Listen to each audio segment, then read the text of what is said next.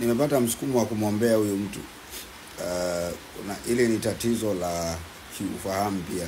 Adui akifunga ufahamu wako, hauwezi ukasoma neno la Mungu. Baba, katika jina la Yesu Mungu wa rehema, ninaomba rehema kwa ajili ya ndugu huyu anayesikia sauti hii.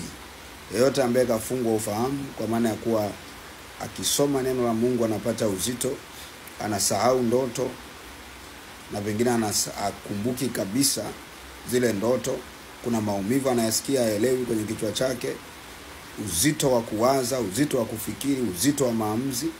Ninaamuru hiyo nguvu ya giza, ninaamuru hicho kifungo cha siri, hizo kamba kwenye kichwa chake zikatwe sasa, zikatike kwa ule upanga wa Roho. Achia kila nguvu iliyokaa kwenye ufahamu, achia ufahamu wake. Natamka uzito wote uondoke.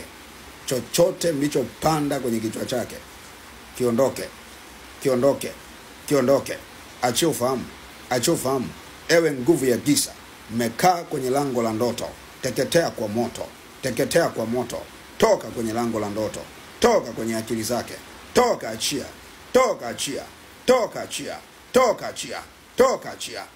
achia kwenye ufahamu.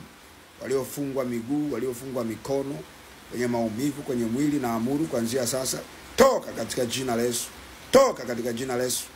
Wewe adui wa msalaba, wewe adui wa neno la Mungu, ng'oka kwenye ufahamu wake kuanzia leo. Awe na kiu ya kusoma neno katika jina la Yesu. Damu ya mwana kondoo ipite kwenye moyo wake.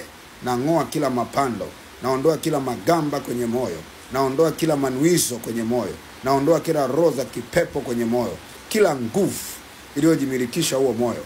Toka, achia katika jina la Yesu. Toka katika jina la Yesu. Achia aende. Toka kwa jina la Yesu.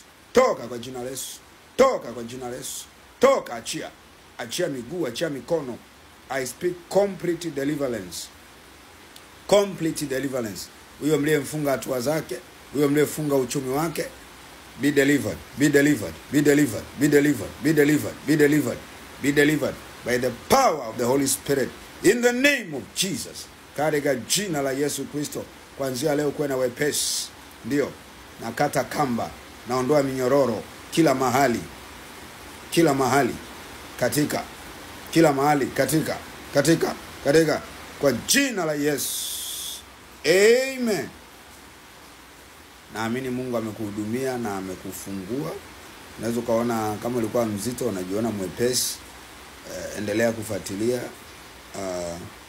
huduma hii kupitia hapa TikTok, na Mungu atakubariki sana. Na tunaendelea. Mafundisho ndo msingi, sio maombezi.